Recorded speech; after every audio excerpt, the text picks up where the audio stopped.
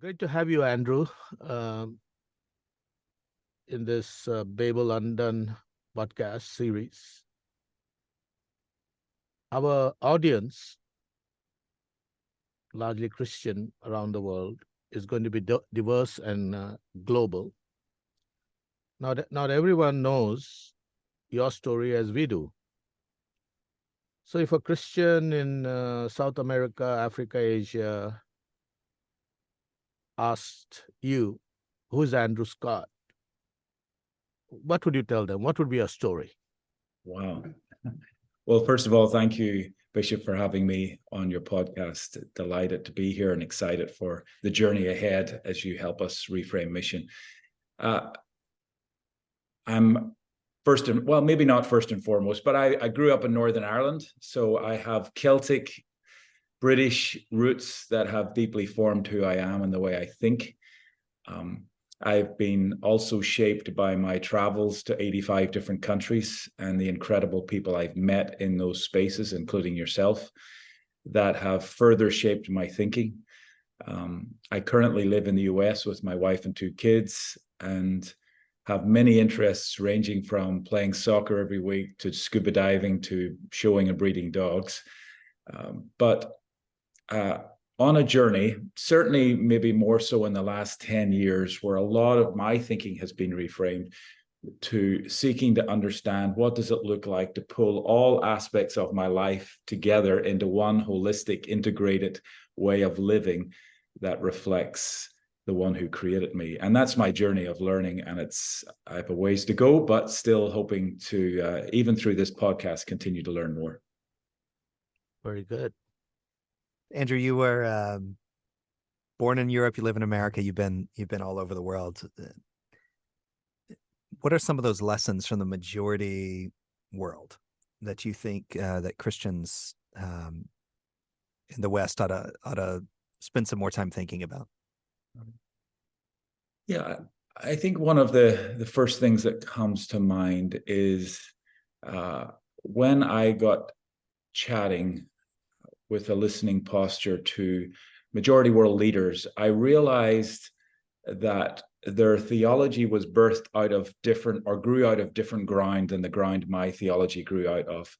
And I realized the mistake that I had made, that I had centered theology on the Western form of theology and often referred to, and not only me, but many of us do this, is the African contextualization of theology or Eastern contextualization of theology. And what I was saying and what I was believing in that space was that there was sort of a foundation of theology that everybody else had to contextualize around. And when I met people like Bishop, I realized, no, this was theology that was emerging from the soil in which they grew up and was as equally valid, and certainly more valid in their context than my theology was in their context.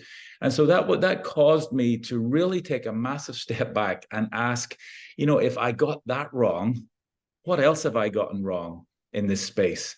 And so that would be one of the. I think the second thing, Johnny, in this one is the whole, and it flows from this different this theology that was birthed in their own soil, and that was the integrated way or holistic way of living. Now, I will say this is that I find different parts of the majority world have adopted more of what they receive from the West than others, but those that have really taken time to develop their own theology, the integration of all of life spoke loudly to me, to where it exposed my view that was clearly a sacred secular divide. I had compartmentalized so much of my life, and that impacted my view of the gospel. It impacted my view of discipleship. It impacted my view of what we should be about as followers of Jesus in a community. And I realized I had a very segmented, even diminished view of life and the gospel. And Andrew, when you say that homegrown theologies from the majority world, what are one or two or maybe three things you have picked up which you have seen are homegrown but not just imported from the West? Right. as you have interacted with majority world leaders.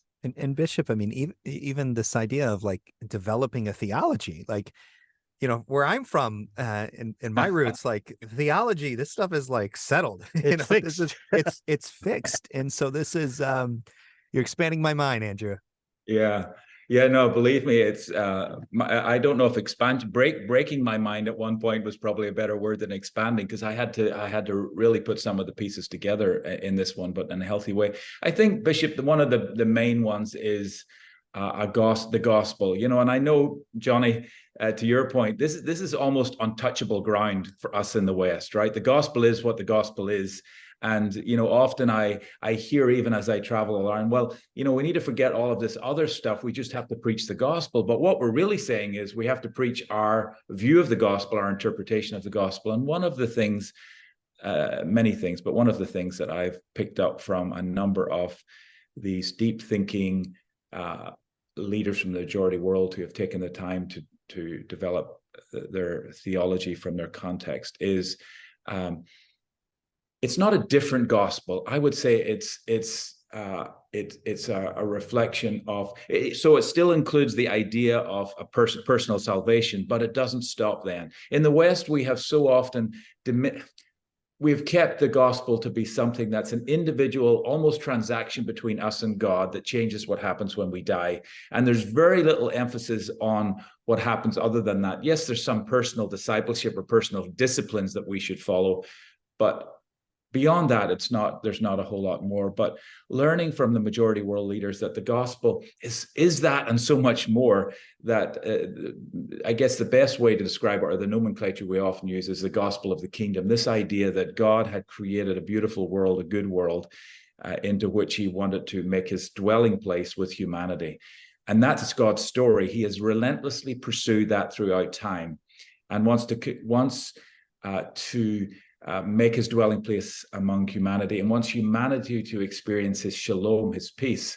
And so when I go to these parts of the world that are experiencing, that are looking for that shalom, and seeing leaders crying out for something more than a message that speaks to what happened when people die, but a lifestyle and a message that speaks to the here and now, that God's desires for humanity to flourish here and now, maybe it's the single biggest wake-up call I had, that this changes everything about not only how I think and what I say, but what I do with my life. And are you getting, how is your audience and those who hear you and those whom you are leading, how do they respond to what we from the majority world would say is the truth, is the gospel? Yeah. Bishop, I would say you have to segment the audiences, obviously. I would say that, and I believe this from my research and from my experience, and that is that the younger generation, Gen Y and Gen Z, I believe this is something that's core to who they are. They immediately resonate with this. And are actually, many of them are actually leaving the church because they don't see and hear this. Now, they wouldn't explain it maybe the way you would explain it or I would explain it, but there's this deep longing for shalom. There's this deep longing for justice, for mercy, for the marginalized to be set free, and they're looking for that they're looking to see where that's happening in the world, and they're looking at the church, and the church does not seem, and I mean the church, that's the big C, that's including the mission agency world. We don't seem to be concerned about that. We seem to be concerned about this little piece that's more focused on eternity, you know, the afterlife. And so I believe this generation are ready. And I'm convinced that if we articulate this gospel of the kingdom that Jesus talked about for 4 books in the New Testament and Paul referenced, I believe we could see a mass returning to Jesus and a following of Jesus in our generation in the West, because they're hungry for it. I believe God has hardwired this generation. If we look at previous generations, there was different focuses or foci. This generation is very much focused on the kingdom. And if we can help them see that Jesus is the king of the kingdom and that they can follow him into this type of lifestyle, I believe we will see that. Now, the older generation, for sure, my generation, we're we're struggling because this was not necessarily, this is not what we were brought up to believe. Now, I need to be clear is that I'm not saying that I don't believe in personal salvation anymore. I through Christ, his death on the cross and his resurrection, of course I believe that. But those that have confined the gospel to that are struggling with this broader view as they would see it, and seeing some of these things as periphery, and what we would believe is actually a central part of the gospel. So younger embracing, older struggling a little bit more. Wow. Johnny, you know, the work that you are doing as chair of the Congress of Christian Leaders in bringing peace into the Middle East between Israel and the Muslims and the Arab nations, I would see that as a work of the gospel. Now, he just referred to the young people in America. You are younger, much younger than us. How would you say the younger generation responds to your kind of activity and what Andrew is talking about? You know, I just think that there are fewer barriers of entry. You know, I think in my parents' generation, there were all these sort of things you couldn't do. If you were an evangelical, you should only be talking to a Muslim if you're presenting the gospel to them at this second, right now, with your only goal being salvation. And of course, you know, like you, I'm a believing Christian. You know, I believe in Jesus Christ. And yet when I read the New Testament, I see minority Christians living in a majority world, bringing a lot of other things. Like when the Apostle Paul shows up in the Areopagus in Athens, he's quoting their poets. He's pointing to their places of worship and telling stories about, you know, sort of a macro theology, you know, the baby steps in his worldview. You know, he wasn't in Hyde Park on the corner preaching, you know, not to discourage that at all. You know, we need to continue all of those things probably as well. But for me, when I sit down with a Muslim leader in the middle of the Middle East, I got a lot to talk about. You know, we have a high view of God.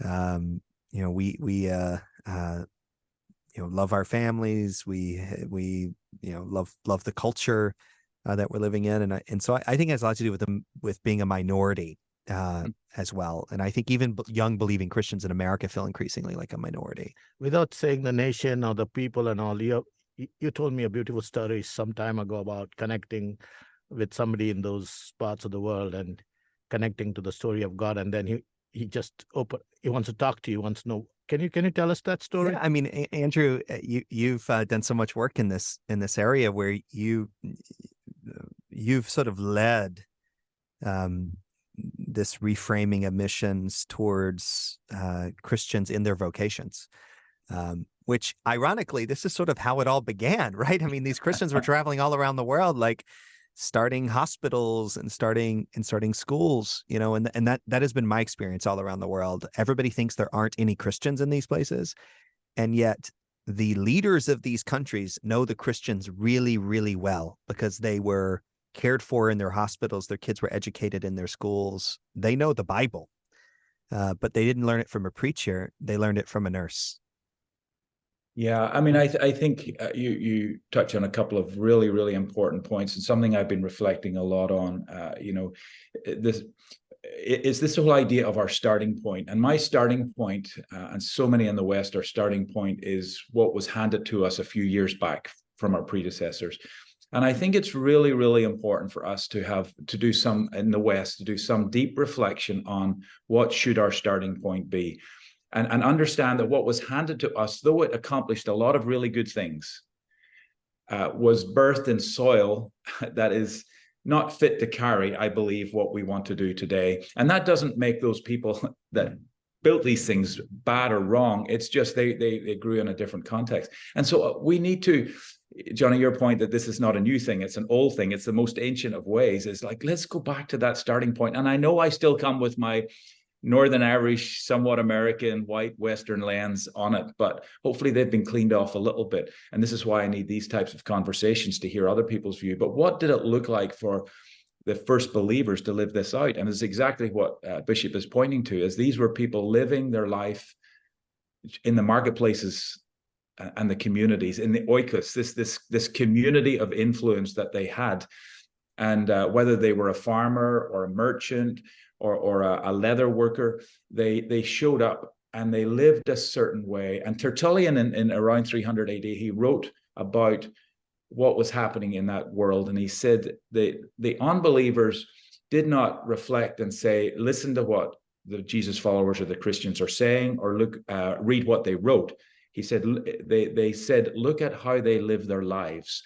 Their lives were an apologetic that they couldn't argue against, the way they loved their neighbor, the widow, the orphan, the way they took care of the poor, the way they did their work. And so showing up in the world, wherever we are, whether it's the locale we grew up in, or whether we moved to take a job somewhere else in the world where there are few people follow Jesus, it's showing up to be a reflection of God in that space, to have these conversations you mentioned. And there's lots of stories of doctors, of nurses, of engineers, of business owners who are just taking care of, loving on people, so much so that people will ask them for a reason for the hope that lies within them. The second point, just very quickly, is that I think one of the things, the deep reflection that we have to do as the Western church is, what has evangelicalism done to our metrics, if you like, and even the urgency to get to those metrics, where I don't see the same sense of that in the early church. Somebody wrote a book called The Patient Ferment of the Early Church. It was this sense of there wasn't this drive towards getting metrics of, and we often see this, of conversion and churches planted. It was just, can we be salt and light in the world, bringing good wherever we go, and allowing the kingdom to emerge in the organic way. And I think we just have to be really careful in this space and do some deep reflection of, where did we get to where these metrics became really important and the lead metric in how we do what we do as a church in mission. It seems to me, Bishop, that in circumstances where Christians are minorities, they're often known by their reputation before they're known by their message. Yeah, absolutely. And it's been this way for 2,000 years. I mean, when Pliny the Younger writes in one of his letters, he says, those Christians, they feed their poor and our own. Right. I mean, this is who we are. And we were having a conversation on another episode of Babylon Done with Natan Sharansky, the famous human rights activist who was imprisoned by the Soviets for 9 years. And he said something really fascinating. He was very close to the Christians who were in prison with him, because he knew that because of their values, they wouldn't be informants. He knew he could trust them because of who they were. And I'm just not sure we live in a world where people feel like they can trust their Christian neighbors in the same way. Yeah, and Andrew, you just talked about metrics, and those of us who are from the majority world or global South, we have been burdened and made very anxious with what I now call the tyranny of numbers. Right. I mean, it's great if you're sitting out in the West and in the security of the West that you say you want to see 100 million people and this and that. Can you imagine us in our part of the world where we are minority, we have to live our faith, and coming up with those kind of numbers and metrics and what it will do to our relationship with our neighbors? Mm-hmm. Do you think this will change, or is it going to continue in the West? Yeah, I think, Bishop, that there is. I don't think it's going to change quickly, but where I find hope, let me live in the hope space. I see leadership that's already in place and in other places rising from the majority world, and that's where I take my greatest hope, because it's being reframed from there rather than in the West. And I think that's critically important. And we now need to learn and posture ourselves as learners and as outsiders in your story, not the lead voice in your story, not even the in many ways peer partner, I would say we have to come in as learners and understand what does it look like for you to be a leader, for you to lead in your world, and how do we then submit to that. And I think that's going to be key. And where we do that, I think we will see change quickly, and the type of work done that we long to see done. But one of my greatest fears this day is that because we continue to hold a lot of power in the West because of our dollars, that we will become a huge obstacle to these things happening around the world, because we insist on continuing to do the things the way we do. And what I'm seeing today is I see a growing awareness and even desire to at least admit that we're no longer the leaders, but we have found other ways to influence how things get done, and that's often through our dollars. And this is very, very dangerous. So my biggest concern, as I just said, is that the church in the West will become the greatest obstacle to the mission of God around the world, simply because we have the power through our dollars to insist on continuing to do things the way we've done them. Now, change is very, very difficult and challenging always. It carries risk, but the change agent also has to go through quite a lot.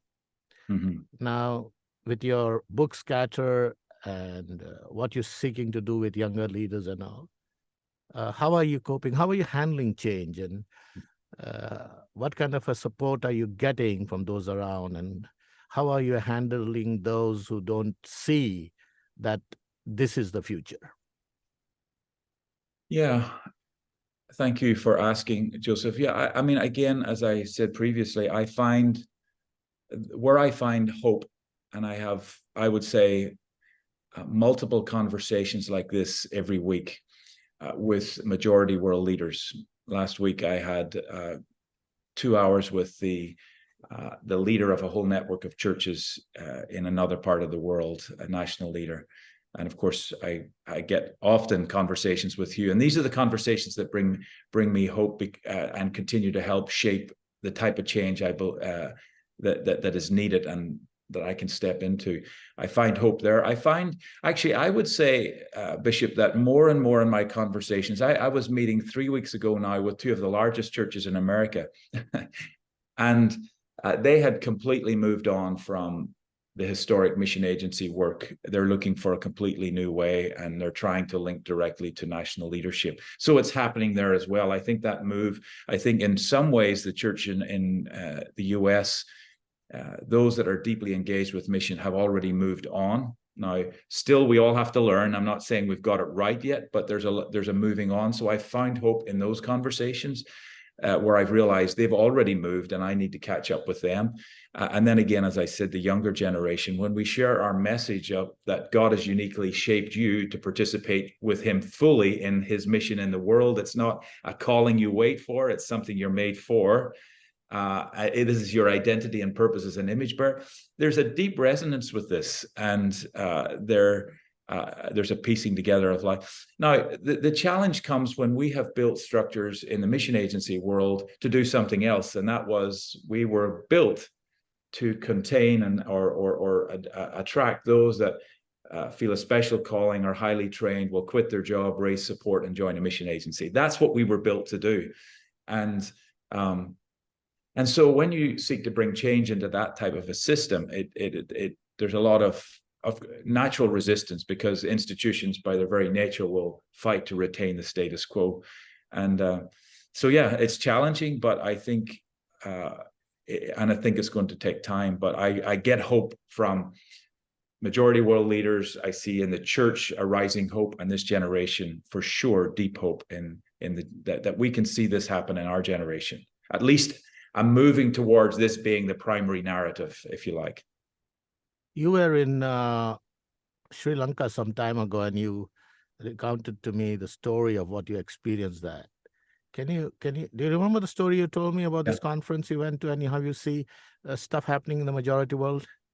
Yeah, I mean, it's, again, this is another picture of I go there, and they're not even considering the historic Western mission idea in their thinking. Partly because practically it won't work, right? This whole idea of raising support to be on mission with God is just not even a possibility as their starting point. But they also see the holistic needs that are around them, and they believe that the gospel needs to speak to those as well, or should speak to those and can speak to those. So there's a gathering of, I think it was 750 young people from all over the country, from many, many different denominations. It was the first of its type. And to see these young people embracing the idea that they were God's, they were full participants in the mission of God, and were looking just simply for tools and equipping to step into that. There was no convincing needed. They were ready. They were there. I came away so deeply encouraged that these were young leaders rising up that didn't need to be reframed. Reframing is something we need to do in the West. I'm finding in the majority world that they're framing this. You're framing this in a beautiful way, and our reframing is often a reflection of what God's doing and is emerging from the majority world, saying, what can we learn, and then reframe our world. And in Sri Lanka, I didn't see reframing, I saw framing, and that was deeply encouraging. So Andrew, then help us understand, as we begin to wrap up our time with you, what is the role of the pastor, the full-time vocational minister, versus the rest of the, because you're not talking about pastors, you're talking about the church, and Bishop talks about the majority world. He's not just talking about bishops like himself. I mean, you're talking about the everyday regular Christians in all these countries. Right. So what is the difference in the world we're living in now? Yeah, I mean, I'll take you back and quote somebody who we should listen to more than me, and that's the Apostle Paul. He points this out in Ephesians 4, that the role of the leaders of the church, the fivefold ministry leaders of the church, was to do what? To equip the saints to do the work of the ministry. And so there's clearly a role, and these roles that Paul lays out are the roles that reflect how the gathered body, the ecclesia, the community of Jesus followers, is structured. But these are roles that are put in place to equip the many to go out into their world to brilliantly reflect the light of Jesus, or savor the world with the salt of the gospel. So that's what I believe the role of the pastors, church leaders are. So in the West, what we have done is we have taken that and we've flipped it on its head. So Paul is saying there's a few that will equip the many to do the work, right? And where they are, we've flipped that, and the many show up to watch the few do the work, the ministry. And that's the thing we have to flip on its head. And so the gathering on a Sunday becomes the equipping center, the encouraging center, the building up center, the praying for one another center. That 1.5 hours that scatters people into their world to be salt and light. And that's where the ministry, the work does. So we have to decenter the gathering as the primary or only place of ministry, to where it's the equipping center, where we minister to one another so that we can go and be salt and light in the world. I think so. That's the role, I believe. And the problem comes when we flip that into our traditional mission world, is that we have also delegated the mission of God to a handful of people to go and do this, versus awakening the whole body of Christ wherever they are. And so this speaks to mission simply being a go-centric rather than a live-centric message. And that's one of the things we want to make very clear, that the mission of God is a live-centric message. And yes, there will be people that go and move along the natural pathways. In the early church, not everybody went, right? And often they went because of persecution. But the ones that went further were often the merchants and the tradesmen that were going along natural routes, and they were taking the gospel with them. And so that meant that there was a base message, which was, and Paul often said this, hey, this is who you are. And his letters often follow this rhythm. This is who you are. This is who God is. Now, stop living the way you used to live and live this way, because that's who you are. And this is what he wanted them to do in the world. Live a certain way wherever you are, so that people can taste and see that God is good. And some of the people kept moving because of business and being merchants. sometimes because of persecution. And the gospel spread far faster than even it's spreading today as a result of that. And so, yeah, the role of us in leadership in these spaces, I believe, is to equip the many to do this wherever they are, and to encourage those who can to cross borders, to go as merchants in their work, to go bring good, be salt and light in new places. What kind of a success are you seeing as you have launched initiatives where people go with their jobs? Yeah, we're seeing more and more people open to this. We've been able to place people all over the Arabian Peninsula and in Southeast Asia, you know, professionals in healthcare and IT and in the engineering world. And of course, it's still early days, Bishop. You know, there's this message, though ancient, is new for our generation. And we're still building systems. But we're very encouraged by what we're seeing happening in these days of young people and even older people. I met a guy who had huge skills in the healthcare world, and he has been able to receive a contract over in that part of the world to go, and he immediately is in talking to the CEOs of hospitals, into a sector of society that most others will never get into because of his profession. Well, I as a you can say a bivocational minister. I'm a business person most of the day, and then my ministry is voluntary. I just am really inspired by this conversation, and Bishop, I can't tell you in my work in the Middle East how many times I've experienced that thing that in the New Testament they talk about. As you read chapter after chapter after chapter, you get the sense that the Christians knew who the Christians were. You know, the word says that my spirit testifies with your spirit that you're a child of God. And I can't tell you how many times I've met Indians and Filipinos and people in sectors like healthcare or in energy, where before I talked to them, I knew that person was a brother and sister in Christ, and by the integrity of their work, the quality of the work, it's like 1,000 sermons times 1,000. Right. And Andrew, we thank you for your friendship, for all you're doing to inspire people to embrace a reframed mission, same mission, but a different approach for a different time. This is exactly the type of conversation, Bishop, I know you imagined when you started Babel Undone, making sense of a changing world through perspectives like yours. So thank you for joining us, Andrew.